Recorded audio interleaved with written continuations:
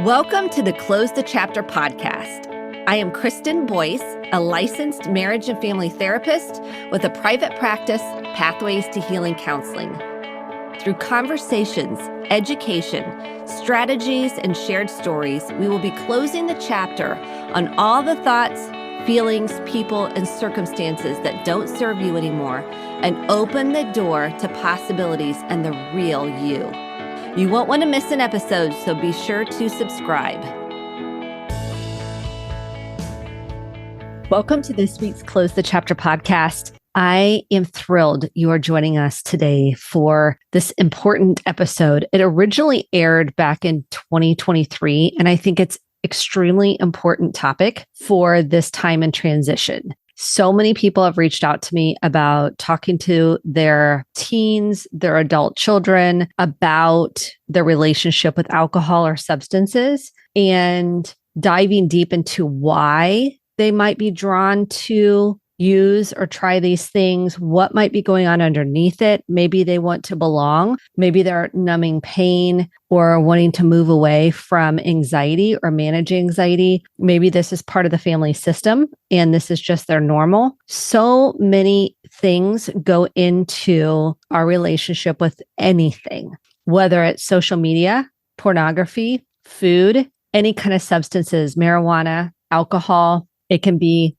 relationships like love. What is your relationship with it? I did last week. I looked at what's your relationship with anger. So this ties in nicely, especially when you might have a teen going off to college or returning to college or making a transition to high school, or maybe they're transitioning into early adulthood. I think it's an important conversation to have with yourself first and foremost. When did you first start using, maybe trying alcohol or marijuana? How did it shape your relationship with it? Why did you start using it? What are your beliefs about it? Because that informs how you're going to talk to your teen or what you think is okay or not okay. We do know through so much research that it affects brain development and stunts emotional growth and brain growth and affects the body-mind connection. So I had several requests for this. So we are doing a encore. If you did not listen to it the first time, I want you to listen to it with a new set of lenses. I want you to look at your own family of origin, your own development when it comes to substances, and maybe something that you're drawn to that takes you away from the stress. You feel like it's a number. It takes the edge off. Think about it then on how did you then contribute to your child, or maybe you're still not there yet and you're forming your own opinions about it. What do you want to communicate? Can your child still have connection without that? The hope is, yes, we want our kids to have connection without those things in terms of substances.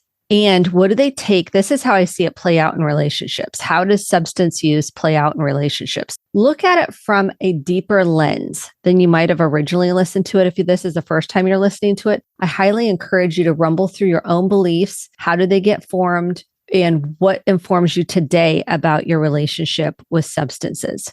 Do you rationalize it? Do you okay it? Do you not okay it? What is going on the inside of you? Because as we know, parenting is about raising yourself first. It's doing your inner child work. It's rumbling through why you believe what you believe, why you have certain relationships that you have. What patterns are you bringing in conditioning? Are you bringing into your relationship with it? So I'm excited for you to listen to this encore episode with Richard on substance use with teens, but think about it almost with yourself and how to handle it.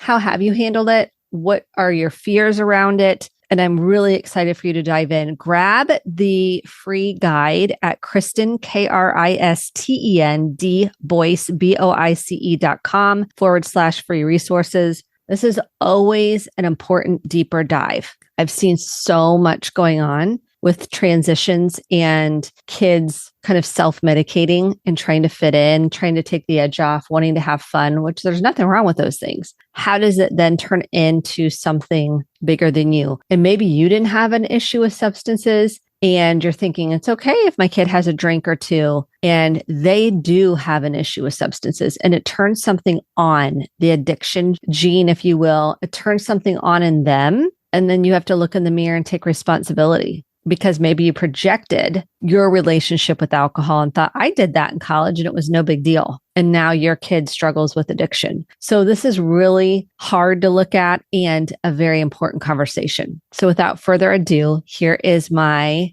deep dive with Richard. I'm so glad you are joining me for this episode. I'm having a repeat guest for a reason because we are in a mental health crisis, in particular teens, young adults. We're focused on teens in this conversation. So if you have kids, teens, grandkids, friends around this age, you will definitely want to listen to this episode. Maybe you're a mentor of some kind, whatever that looks like.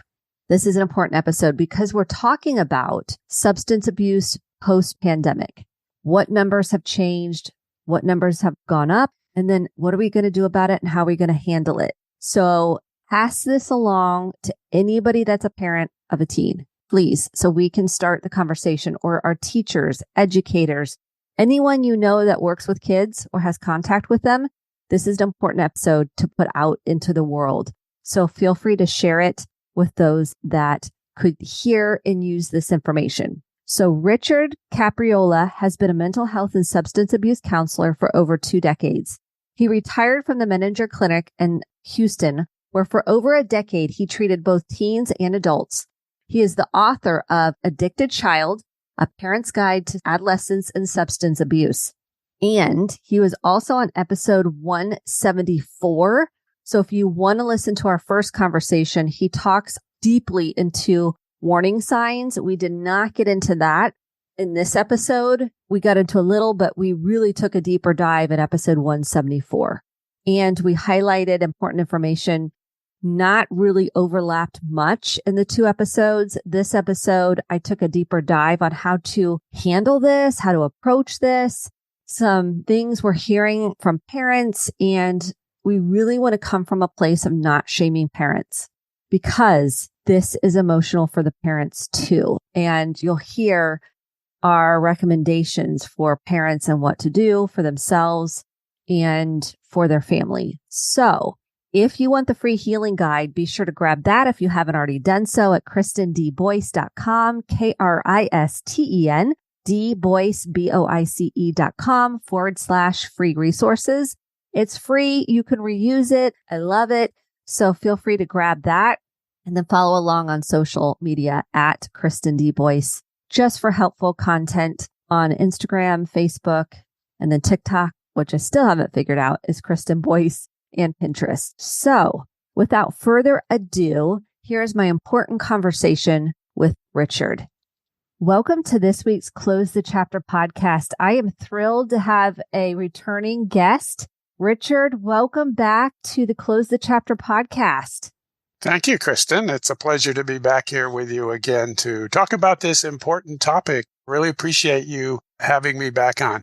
You reached back out and you said, I have new research 1 year post-pandemic that I think is worth talking about. I completely agreed because we're seeing this in our practice with teens and usage of alcohol uptick. We've got vaping. We've got increase in ADHD medicine. We've got a lot going on here.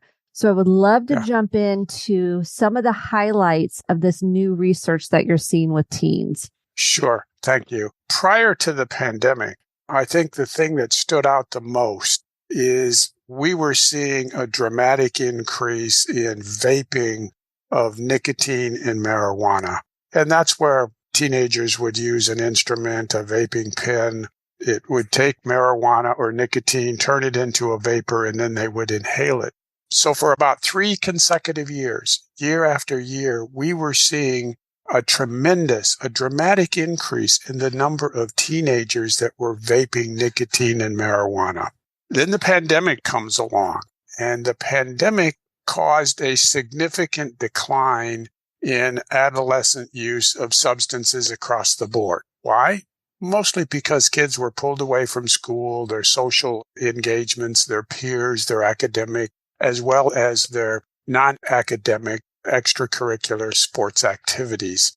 So we saw a rather dramatic decline in teenagers using substances across the board for that year. We now have data that just came out. What happened with adolescent substance abuse a year after the pandemic? And what we saw was that there was a rebound, an increase in teenagers turning back to substances, but still for most drugs below the pre-pandemic level, with the exception of alcohol. Alcohol seems to have returned to pre-pandemic levels.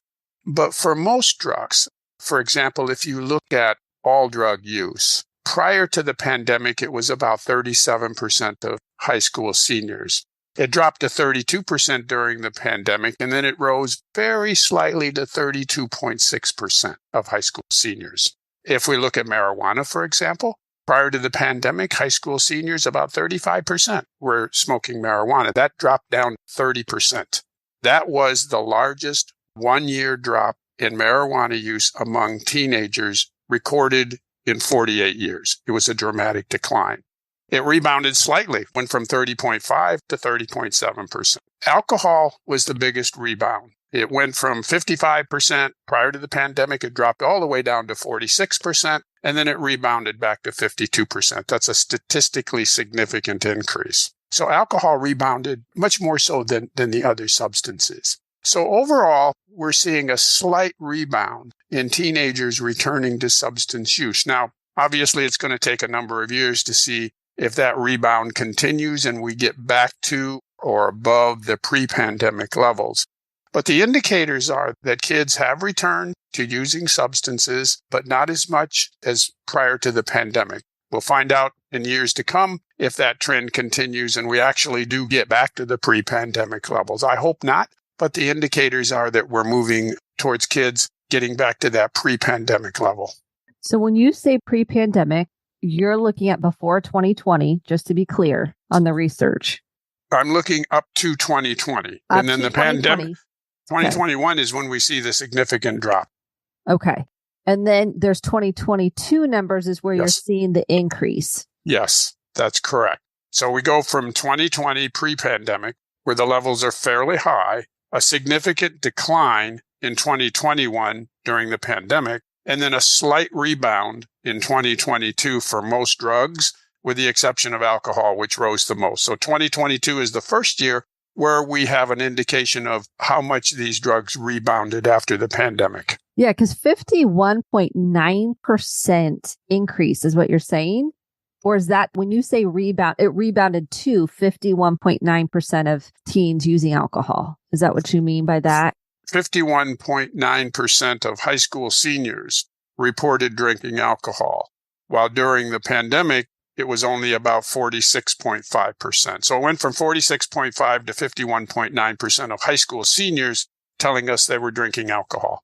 Okay, so what's the long-term impact of these statistics?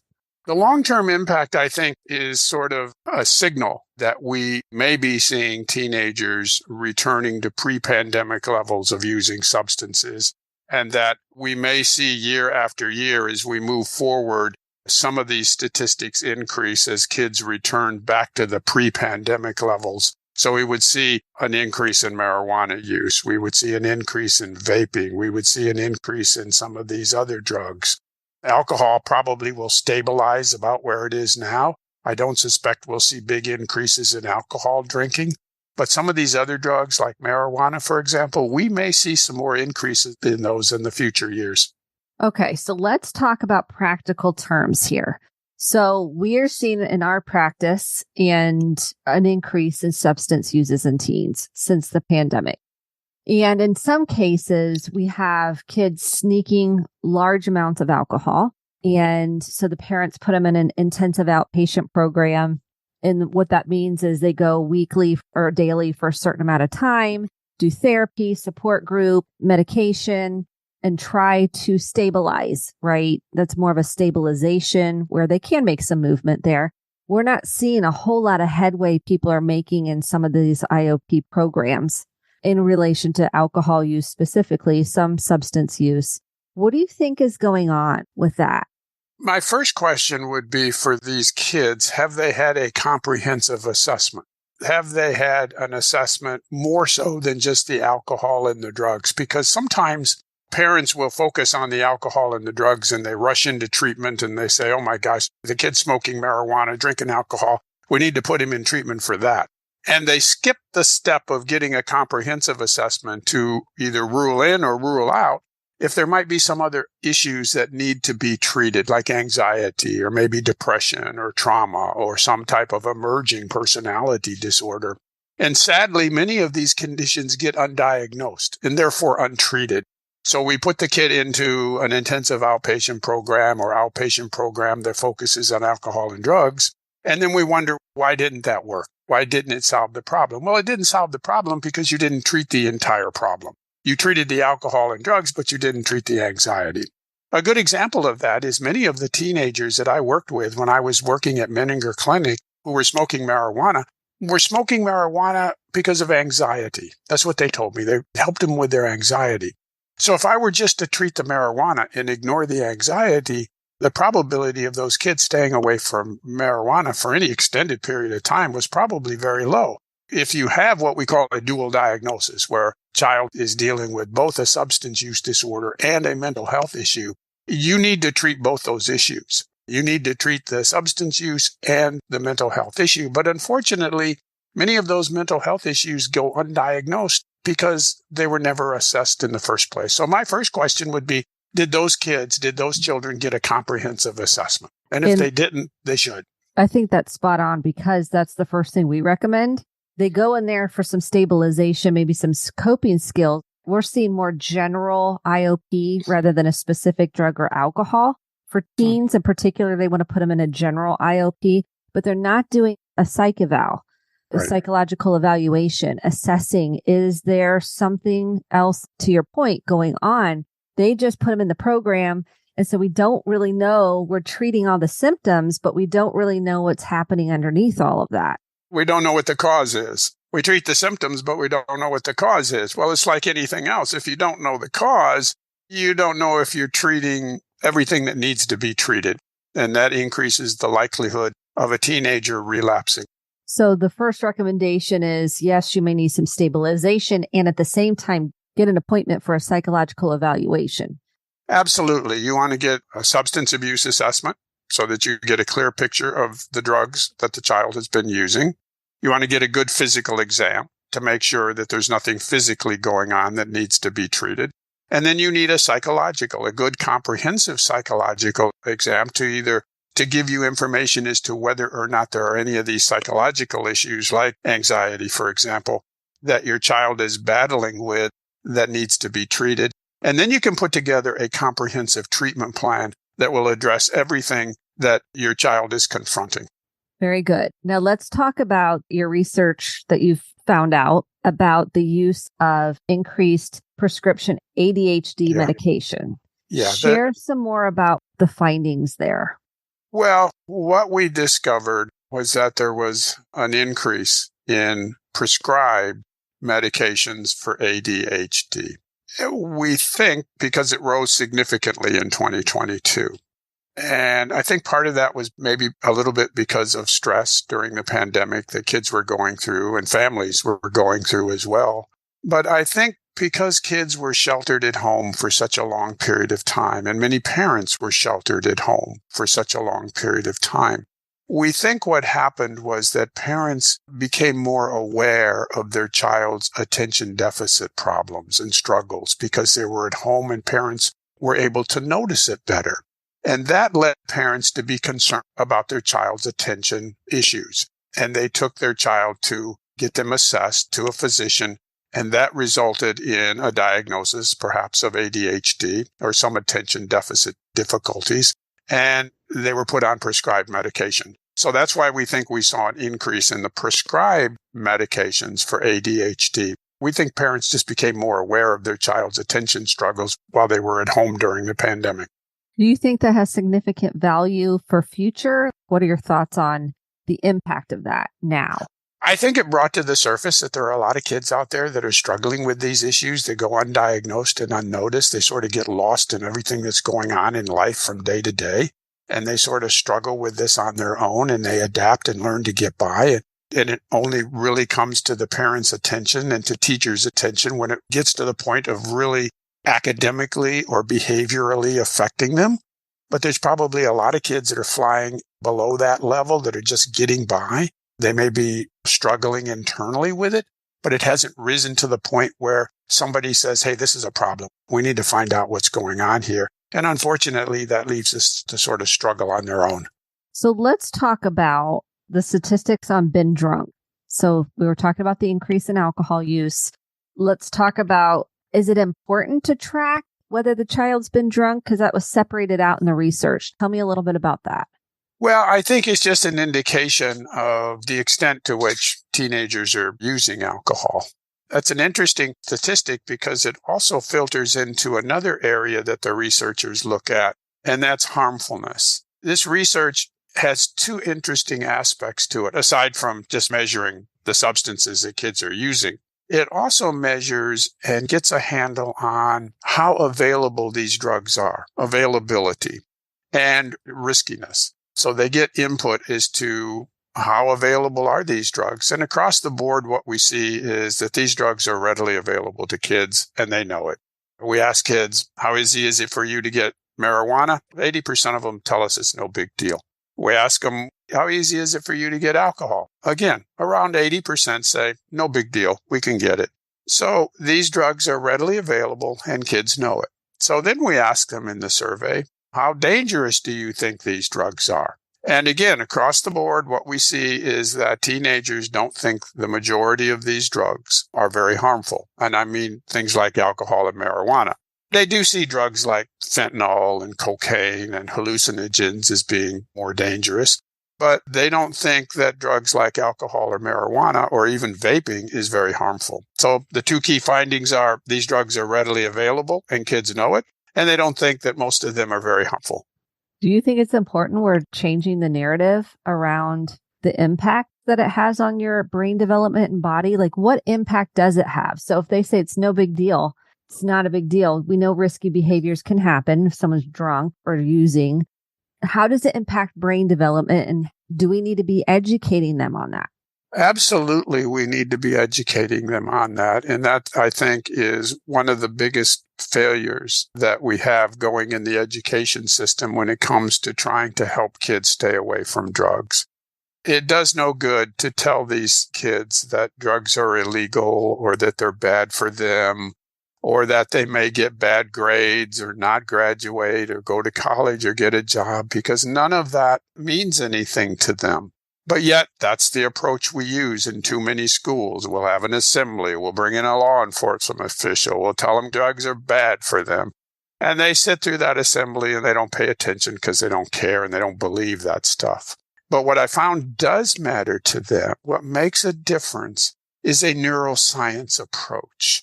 Because kids are very curious. They want to learn. They want to know how things go. They want to know what their brain does. And we know that our brains don't become fully developed until around age 24 or 25. If we're looking for a way in which to reach these kids, I would start in elementary school, and I would start by just simply teaching them about the brain, not about drugs. Just in elementary school, teach them about the brain, what it does, what different areas are responsible for. You got an area of the brain that helps you with talking, helps you with walking, helps you reason things through. So that in elementary school, they get a good understanding of how important the brain is, what it does, and the need to protect it. Then when they get into middle school and high school, once they have an understanding of the brain, which they learned in elementary school, then you can start to introduce the concept of what do drugs do to the brain. You now know what the brain does. You know how important it is. You know that you need to protect it. Now let's see what drugs do to the brain. And through middle school and high school, re-emphasize to them every year what these drugs do to the brain. And I think that's an approach that is likely to be more successful with kids because it's based upon a neuroscience approach, and it's based upon capturing their interest in learning about things, and it focuses on helping them understand the importance of protecting the brain. What's a high-level explanation of what alcohol and then what marijuana does perhaps to the brain? What would be a high-level explanation? The best example I can give you is what I saw when I was working with teenagers at Menninger Clinic. And these were kids who were very bright, very high levels of IQ, but they were smoking a boatload of marijuana, oftentimes multiple times a day. And when the psychological tests came back on those kids, what we saw in many cases was the processing speed of their brain was below average, their short-term memory was impaired, and their motivation was very low. Now, most of these changes you wouldn't readily notice. They're not that observable, so parents would miss them, educators would miss them. But through psychological testing, we could uncover that some of these things were going on in the brain. The brain just wasn't processing the way that we would want it to process, and the short-term memory was impaired. So these drugs have the impact of producing changes within the developing brain. And I think the important thing to remember is the adolescent brain is a developing brain. It's a maturing brain. It is very vulnerable to being impacted by these drugs in negative ways. And parents, I think, need to know that protecting that child's brain is very important because it's vulnerable. What about alcohol? What does alcohol do to the brain? Well, alcohol, any of these substances, whether it's alcohol, whether it's marijuana, whether it's nicotine, whether it's an illicit drug like cocaine or a hallucinogen, all of these drugs, including alcohol, all eventually hit the brain. In one way or another, they get to the brain. And therefore, each of these drugs has the potential for having an effect on the brain, a negative effect on the brain. And it's a slow process. It develops and it happens over time. So you're not maybe going to see an immediate impact on the brain. For some of them, you'll see, like marijuana, you might notice it slows the kid down. They become lazy. They're not interested in things. Alcohol, much more likely, is going to take time to see the damage on that. But again, the message that I say is protect that brain from all substances that are illicit, whether it's a drug or whether it's alcohol, because that brain, your child's brain, is in the process of developing critical skills, critical connections that need to be protected throughout adolescence and even into early adulthood. Okay, so here's what I did early on with, I don't know if you've heard of brain mapping. I have, okay. Yes. Where you put electrodes for the audience that might not know. You put like kind of a cap on, they hook up electrodes to like kind of take pictures of your different parts of your brain. This is how I understand it. Feel free to jump in and correct me. And then they have kind of a database of pictures of other brains. And they can overlap the picture of your brain with other brains, and they can assess what might be going on in your brain. They can look at ADHD, what part of the prefrontal cortex is lit up or maybe not lit up. They can look at autism. They can look up many different types of mental health issues. They can also look at addictive brains. So I could tell very early on one of my daughters had a propensity, and I don't know if it was you call it addictive brain, but when we did the brain mapping, it was called an addictive brain because it looked like other addictive brains. So early on, we were able to show her a picture of her brain and say, alcohol and drugs are absolutely a no-go. Like you will be, do you know much about the genealogy of an addicted brain? Is there such a thing? I mean, do you know much about that? Well, if by genealogy you mean a genetic component to a predisposition to substance, we have known for years that genetics plays an important role in a person's vulnerability to become addicted. Part of an addiction is genetics, and that's no different than any other disease. For example, if you have hypertension in your family, what does it mean? It means you're prone to getting hypertension. If you're a woman and you have breast cancer in your family, what does it mean? It means you're at risk of getting breast cancer. Doesn't mean you're going to get the diagnosis or the disease. It just means that you are genetically wired that places that disease at risk for you. It's no different than addiction. If you have a family history of alcoholism, if you have a family history of drug dependency, what does it mean? Like any other disease, it means you're vulnerable. Doesn't mean you're going to become an addict. Doesn't mean you're going to become an alcoholic. It means you're vulnerable. But it takes more than genetics to get a person across the line to become addicted. So if we think that genetics plays 40 to 60% of a person's vulnerability. So what's the remaining vulnerability? It's environmental factors. It's high levels of stress. It's levels of abuse. It's all of these psychological issues, anxiety, depression, post-traumatic stress disorder, any type of trauma, any type of an emerging personality disorder. So when you take the genetic predisposition and you add the environmental stresses, the environmental factors, a person becomes more at risk of developing a disease. So genetics is an important role, but it takes more than genetics to push a person over the line to become addicted to a substance. Yes, we were doing it because she came to speak to our team at our office. And I was like, oh, this sounds interesting. Let's all get this done. And it was interesting because she was young. It's interesting because how I understood it is it can turn on, like you're flipping a switch. So if you have early exposure to, let's say you have your first sip of alcohol young, or you start smoking marijuana, you said there's a guarantee, but there's a more likelihood that that can activate the younger you are, that addictive brain. Talk to me about that. Well, I think that adolescence is a vulnerable time for any substance use. Almost all addiction begins in the adolescent years. There's some exceptions to that for hardcore drugs and maybe even alcohol that might start in the 20s. But generally, adolescence is a very vulnerable time for a person becoming hooked on substances, whether it's alcohol or drugs. Just about all addiction has its roots back into the adolescent years, where a child might have started experimenting with a substance. They may not have gotten to the point where they qualify for a diagnosis of a severe substance use, but it starts them on that path that may not emerge until they get into adulthood. The beginnings of addiction, I think, in too many times, far too often, begins in adolescence. And there's some pretty heavy research around that, like how starting young can start the pattern. And again, we get back to the brain. We get back to the brain being so vulnerable in those early years makes a person much more vulnerable to become addicted because you're pushing those drugs into that vulnerable brain. I like how you're saying vulnerable brain. I think that's a really helpful way to frame that. The other piece that I want to explore around this is parents that say things and they don't mean any, they think they're being helpful, and maybe they are.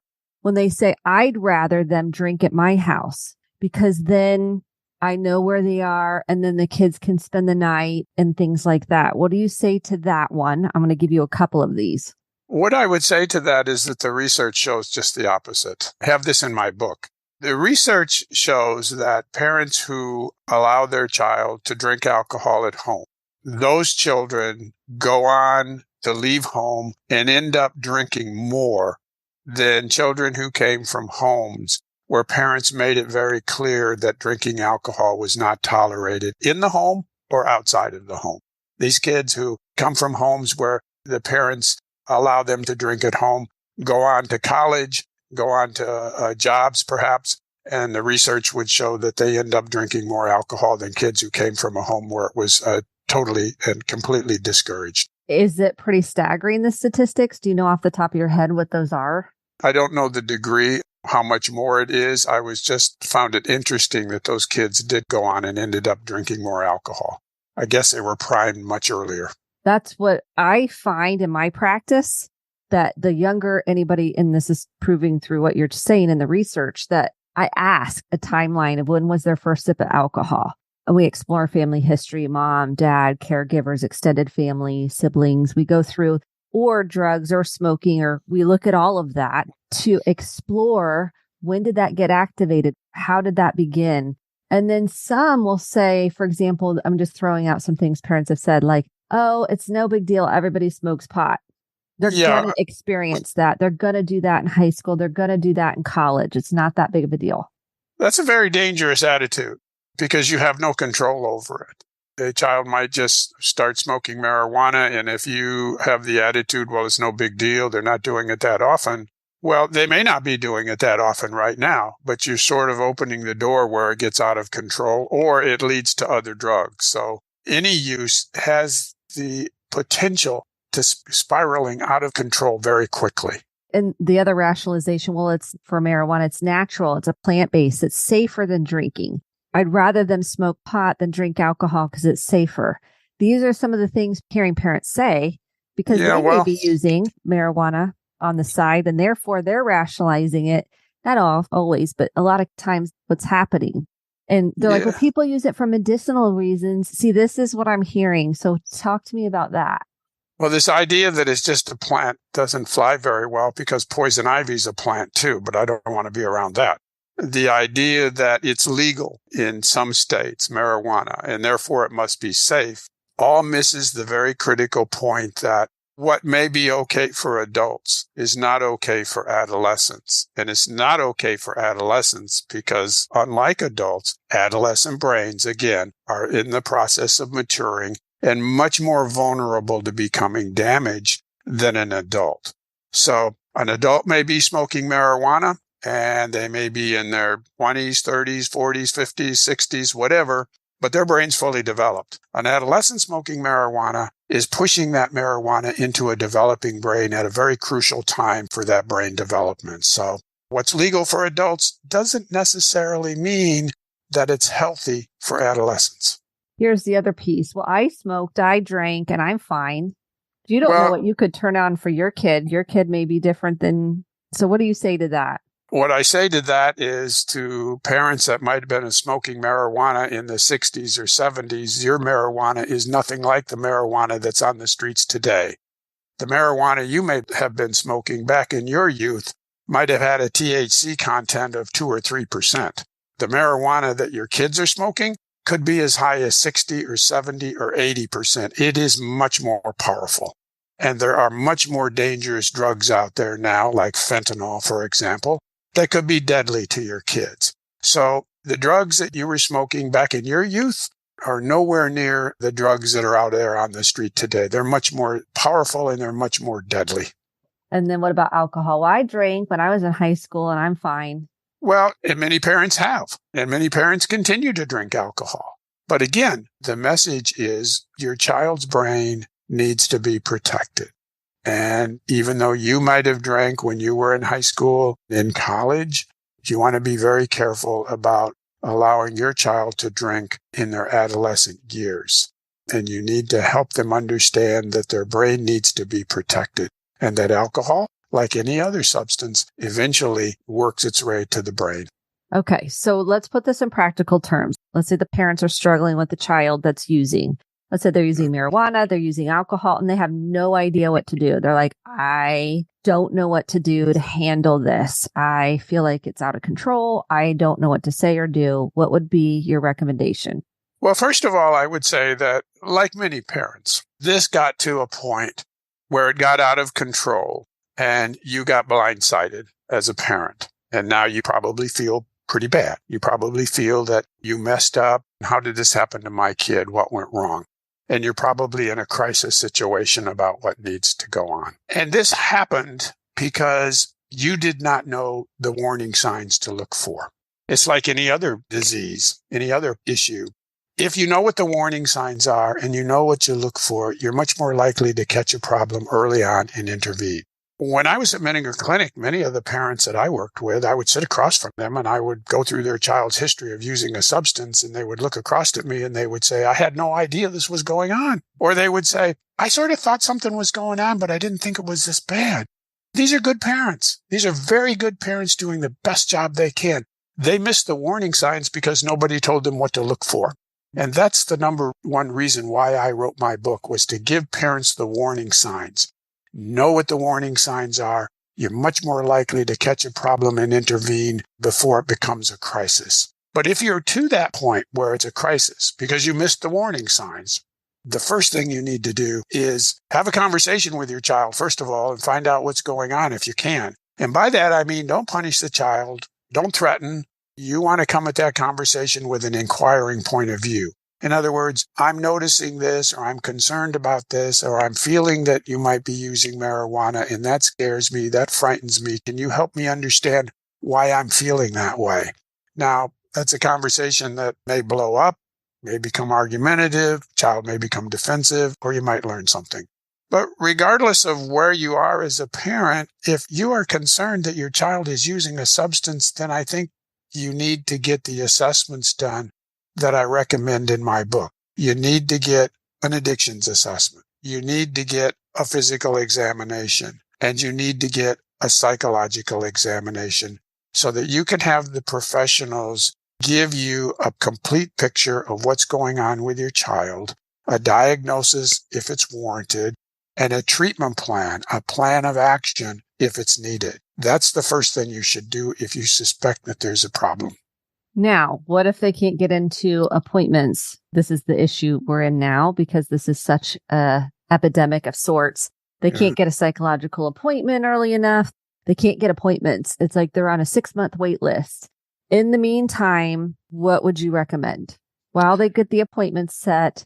First of all, I would say the first thing you probably should do is have a discussion with the school counselor, the school psychologist, or the school social worker. Many of them are equipped to do some of these testing, some of these preliminary tests. They're very capable of being able to do that. If they can't, then they can refer you to people in the community who can and can perhaps facilitate getting an appointment for you.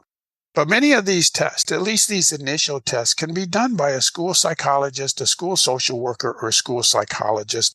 And you're much more likely to get an appointment in a more timely way by working with the school personnel. So that would be the first contact I would make, was with one of those school professionals. Go in, talk to them, tell them what your concerns are, and ask them if they could do some of these preliminary examinations and assessments for you. And maybe that'll lead to giving you some recommendation as to whether they can do some counseling themselves, if they can recommend some type of outpatient treatment, and move forward from that. And that should not cost you anything because your child's in the school system. They should be able to handle some of these things without any cost to you. Yeah. And I know the school systems, the counselors and psychologists are overloaded too. It's really an issue across the board. And I recommend parents also get their own help. So if they need to go, do you recommend 12 steps too? Or I always recommend therapy for parents if they can, if they have access to therapy. I highly recommend the parents getting help too. That is such a critical point. We often focus on the child and we forget that the parent is going through a crisis as well. They're questioning, what kind of a parent am I? How did this happen to my child? What went wrong? And the parent, as you pointed out, needs support. They need a support system. Maybe it's a support group. Maybe it's a counselor. Maybe it's a therapist. But if your child is going through this struggle of substance use and is in treatment, you as a parent will need a support system around you because this is going to be a journey for you as well. And you're going to need that support system. So your point is right on target. Yeah, I've had lots of parents do Al-Anon coupled with therapy, and it's been tremendously helpful. Or maybe adult children of alcoholics. Maybe they were a product of a parent that had a dependency with alcohol or another substance. And they are in a communal group that says, I'm not carrying this shame and guilt that I'm a bad person and I was a bad parent or whatever they're carrying, fear that they have a support system. And then they can go on to get a sponsor. So if they need help outside of regular hours, they have someone they can text or call. Yes. And they discover that what they're going through, what they're feeling is not uncommon. Many of the parents that they will be working with in a support group are going through the same struggles and experiencing the same doubts, the same fears, and the same feelings.